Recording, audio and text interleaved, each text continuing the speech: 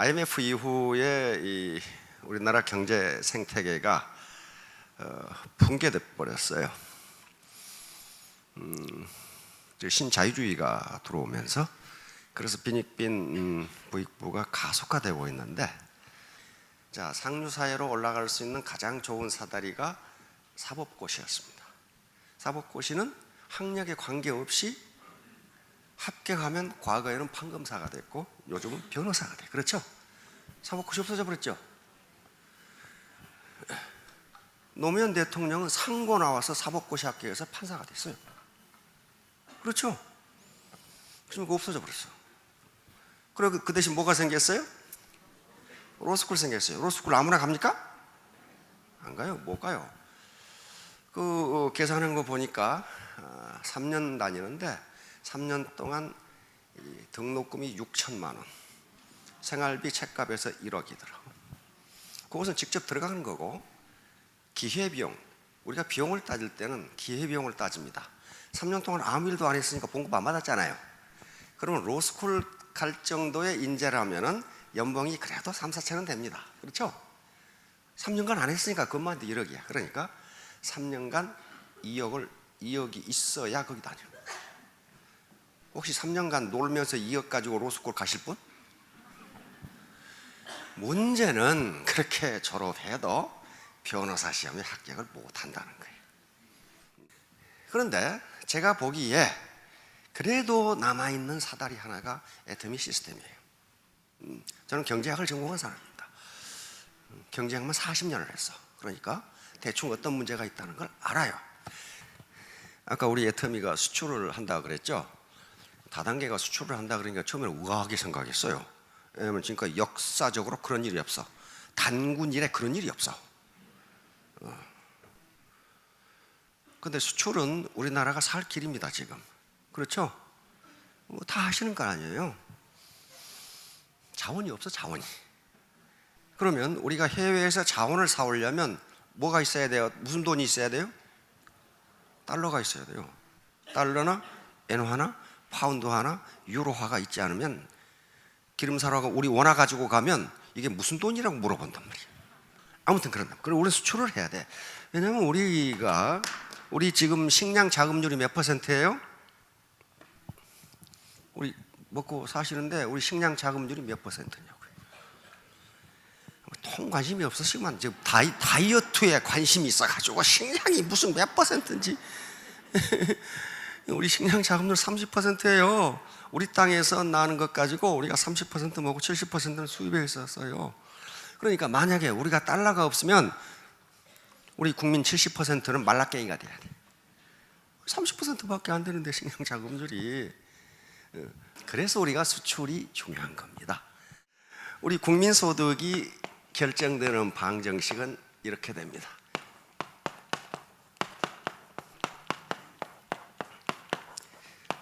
점점 모르는 얘기만 하죠.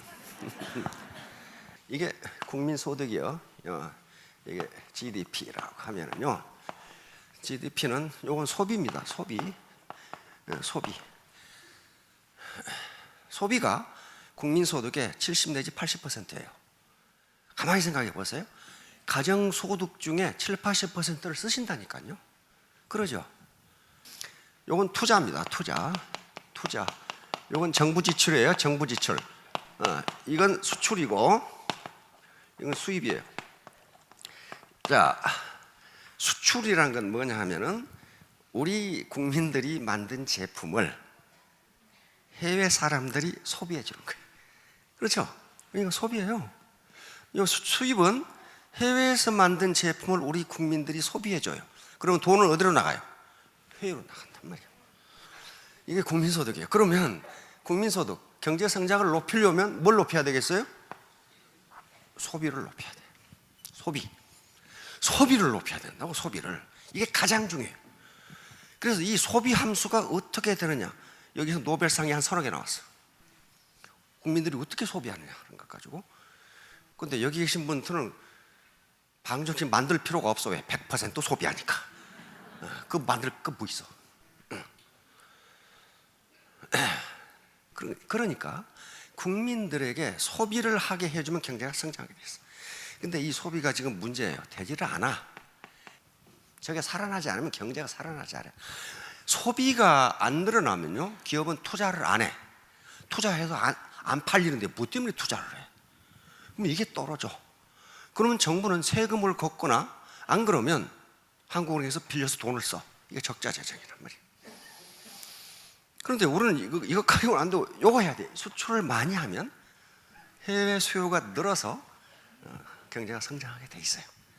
자, 그런데 여기서 보면 어때요? 애터미는 매출의 35%를 캐시로 풀어요. 그렇죠? 또 우리 중소기업에서 라면도 사오고 치약도 사고 다 사오죠. 그거 팔아. 그럼 중소기업에 투자가 늘게 돼 있어요. 그러면 우리 김정미 아까 로얄 마스터가 세금 1억 냈다고 그랬죠. 이게 정부 지출이 늘게 돼 있어. 거기다 수출까지 해. 그러니까 조그만 움직임이지만은 애터미가 한국 경제의 생태계를 건전하게 할 수 있는 한 역할을 지금 하고 있는 거예요. 그러니까 여기 계시는 분들은 어떤 측면에서는 뭐냐? 엄청난 애국자다 그런 말이에요. 엄청난 애국자다. 자, 그러면 오늘 PPT를 보면서 게슈탈트 심리학에 대해서 말씀을 드리려고 합니다. 오늘 처음 오신 분은 저 영감탱이는 도대체 무슨 얘기하는 거야? 다단계에 대해서 지금 얘기를 해야 되는 말이에요. 그런데 무용지용이라는 게 있습니다.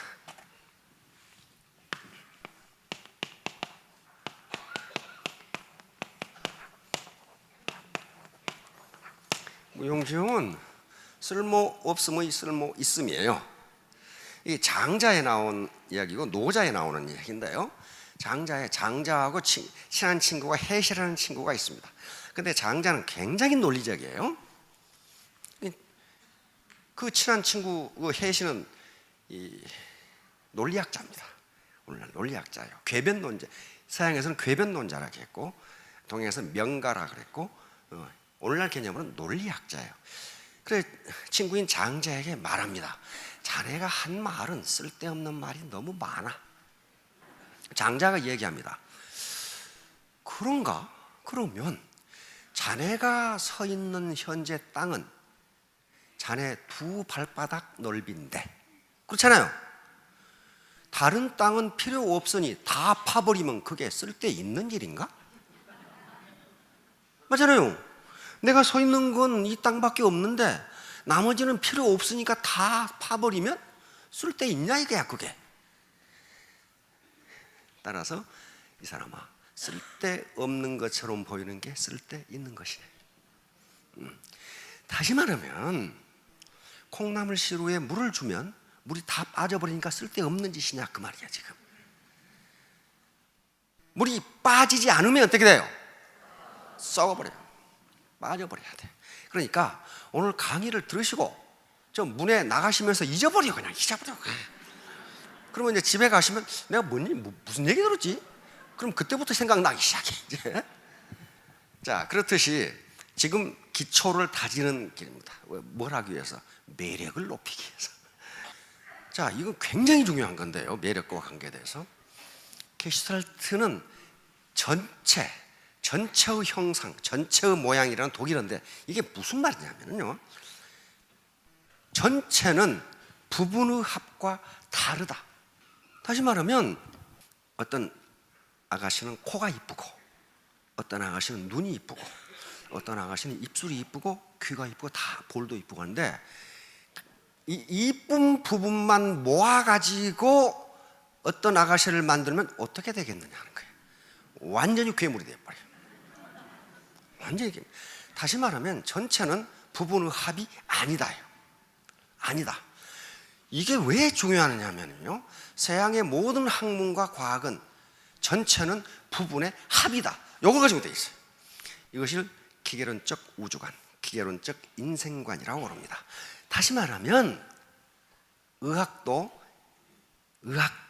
기계론적 우주관에 의해서 서양학이 만들어졌어요. 눈을 보는 사람은 눈만 봐. 심장을 보는 사람은 심장만 봐. 위장을 보는 사람은 그것만 봐. 다른 거 소용없어.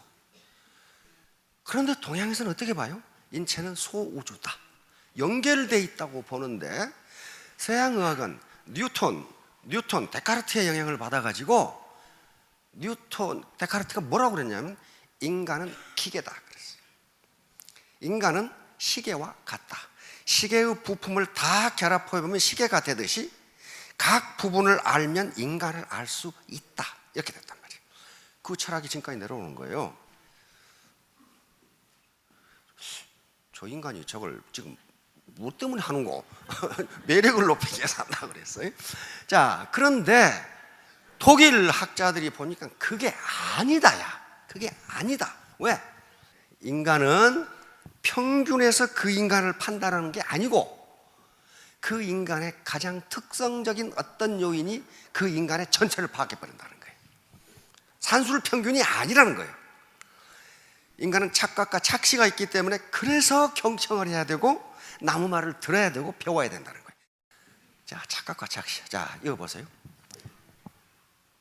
요 놈은 요 나무 토막이 3개라고 주장하는 거야. 3개 맞죠? 요 놈은 4개라고 주장하는 거야. 요 놈이 보기에 요 놈은 바보야. 왜? 4개를 이 자식은 3개라고 주장한단 말이야. 다시 말하면 모든 인간은 팩트를 보는 게 아니라는 거예요. 현재 자기의 위치에서 자기가 살아온 경험과 지식에 따라서 어떤 현상을 파악하지 그 팩트 자체를 보는 게 아니라는 거예요.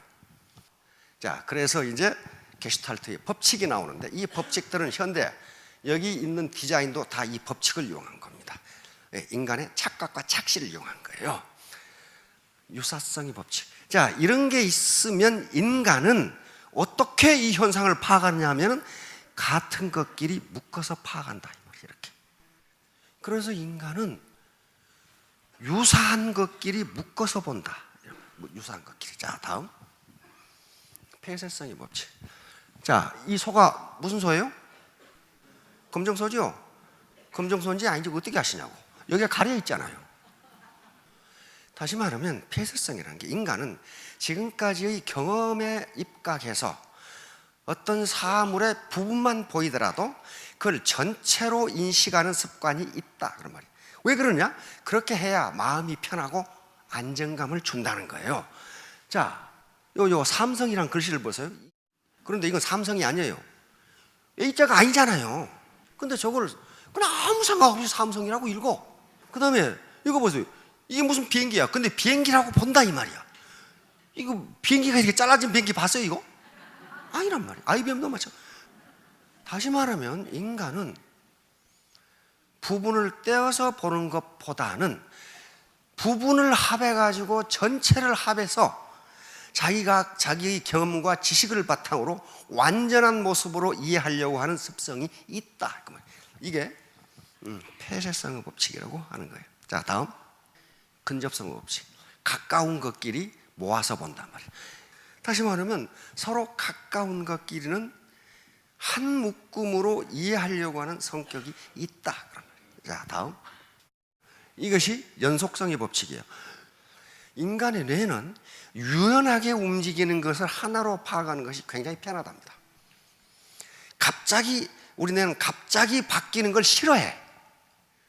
갑자기 바뀌는 걸 싫어해. 그러니까 보험을 하다 다단계를 하자고 그러면 안 해. 갑자기 바뀌는 게 싫거든. 싫어. 왜? 유연하게 연속적으로 뭔가를 이해하려고 하는 본능적 성격을 가지고 있다. 단순성 법칙. 인간은 아무리 복잡한 것이라도 단순하게 이해하려고 하는 성격을 가지고 있다, 이 말. 자, 이 오륜기를 보세요. 오륜기를 자세히 보세요. 자세히 보면요, 이 고리가 어떻게 저렇게 복잡하게 얽혀 있는지. 그런데 오륜기를 보고 동그라미 5개 그렇게 생각하지 어떻게 복잡하게 연결되어 있을까? 그거 보는 인간이 없다는 거예요. 가장 단순하게 봐버려요. 이거 보세요. 이 가려있는, 이게 원이라고 보는데 이 가려있는 부분이 이렇게 원일 수도 있지만은 없을 수도 있어. 자를 수 있어. 그 다음에 여기가 이렇게 뾰족하게 돼 있을 수도 있어요.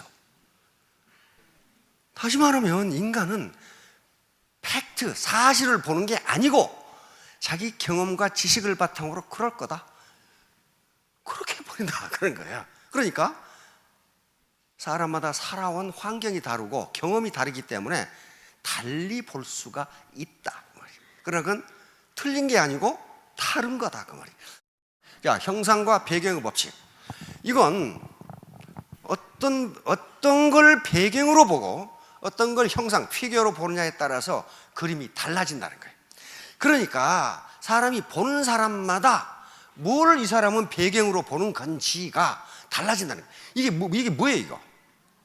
귀부인이 안 보이는 분도 계시고 마녀가 안 보이는 분도 계실 거예요. 그럼 배경을 어떻게 하냐에 따라요. 이 그림은 하버드 대학 심리학과에서 학생들에게 제시한 그림입니다. 다시 말하면 계속 귀부인 사진을 보여주고 저 사진을 보여줬더니 귀부인이다. 한 클래스에서는 계속 마녀 사진을 보여주고 저 사진을 보여줬더니 마녀다. 지금까지 자기 그 경험이 뭐냐 하는 거예요. 아직도 안 보시는 분이 있어. 고개를 꼬닥꼬닥 하면서 옆에 배경을 하얀색으로 보느냐 까만색으로 보느냐에 따라서 배경과 형상이 달라진다니까요. 그런데 자기가 본 것만 옳다고 할 수가 없다 그런 말이에요. 다른 사람은 다른 경험에 의해서 다르게 볼 수가 있다. 대칭의 법칙. 자연이건 인공물이건 좌우 대칭이 되는 경우에 굉장히 균형 감각이 있고 안정감이 있고 아름답답니다. 인간은 이걸 아름답게 본다는 거예요. 중심 특성. 인간을 평가할 때, 인간의 첫인상을 형성할 때 그 중에 중심 특성, central characteristic, 어느 한 특성이 그 인간의 전부를 평가해 버린다는 거예요. 자, 솔로몬 애쉬라고 하는 게슈탈트 심리학자가 미국에서 대학에 이런 실험을 했어요. 대학의 강사를 소개하면서 A 클래스에서는 이 강사님은 지적이고 숙련되고 근면하고 따뜻하고 이렇게 쏘고, B 클래스에서는 이렇게 소개했어. 뭐만 달라요? 다 똑같고 따뜻한 사람이다, 차가운 사람이다. 여기서 학자들은 깜짝 놀라게 됩니다. 다른 건 다 같고 이 말만 다른데 따뜻한 사람이라고 평가받은 강사를 훨씬 높게 평가한다. 그리고 수업에도 참여를 잘하고 토론에도 참여를 잘해. 그런데 이 사람이 차가운 사람이라고 평가한 사람은, 근데 사람은 똑같은 거예요. 똑같은 사람을 여기다 놓고 이렇게 소개하고 여기다 놓고 이렇게 소개했어. 이 사람은 굉장히 부정적으로 평가하고 수업도 대충 듣고 토론에도 참여 안 해. 그러면 이 모든 특성이 다 같은데 이것만 다른데, 따뜻한 사람이냐 차가운 사람 이것만 다른데 그 인간을 이 두 개의 단어 가지고 평가해 버리더라 그런 말이에요. 그래서 학자들이 그러면 저 단어 말고 다른 단어를 집어넣어 보자. 반대가 되는, 예를 들면 친절한, 퉁명스러운, 친절한, 퉁명스러운 이렇게 한번 집어보고, 점잖은, 방정맞은 이렇게 집어넣어보고, 어떤 단어를 집어넣어도 그 단어가 전체에 영향을 주지 않는다. 단지 그 인간이 따뜻한 인간이냐 차가운 인간이냐만 영향을 준다는 거예요. 그래서 이 두 개의 단어를 학자들은 중심 특성, 인간의 인상을 결정해버리는 중심적인 특성이라고 결론을 내린 거예요. 그런데 이건 말로 되는 거예요? 스폰서가 파트너한테 나는 따뜻한 인간이야, 그런다고 그 사람 따뜻하게 돼요? 아니에요. 따뜻하다 차갑다 하는 말은 굉장히 추상적인 용어입니다. 그렇죠? 사랑한다, 사랑하지 않는다, 따뜻하다, 차갑다 하는 것은 말로 나타나는 게 아니고 행위로 나타납니다. 행위로. 아무리 스폰서가 나는 따뜻한 스폰서다 해도 파트너의 아픔에 공감하지 못하고, 파트너가 울 때 같이 울어주지 못하고, 파트너의 아픔에 연민의 정을 느끼지 않는다면 그건 따뜻한 스폰서가 아니에요. 인간은 바보가 아니기 때문에 오감이라는 게 있어요. 오감 말고 육감이라는 게 있어요. 육감은 제6감, sixth sense라고 하는 건데, 뭔지는 모르겠는데 마음으로 오는 게 있어요. 그게 육감이에요. 설명이 안 되지만 뭔가 느끼는 거라고요. 어떤 지역에 가면 굉장히 기분 좋은 지역이 있는가 하면 좀 으시시한 지역이 있어요. 그 뭔지는 모르겠는데 그런단 말이에요. 그런 게 있기 때문에 따뜻한 인간이냐 차가운 인간이냐가 그 인간의 전체를 평가해 버린단 말이에요. 따뜻한 인간이 되십시오. 그래야 뭐든지 성공할 수 있습니다. 자, 다음. 자, 사랑은 기적을 만들었다. 여기 지금 잭 캔필드하고 마크 빅터 한센이라는 사람이 쓴 영혼을 위한 닭고기 수프라는 책이 있습니다. 많은 분들이 사보셨을 거예요. 전 세계적으로 아마 가장 많이 팔린 책 중에 하나입니다. 거의 1억 부 이상이 팔렸으니까. 그런데 미국 동부에 가면 볼티모어시가 있죠. 볼티모어시의 한 대학에서 사회학과 교수가 볼티모어에 빈민가가 있는데 그 빈민가에 사는 200명의 어린이 청소년들을 조사해서 리포트를 내라고 한 거예요.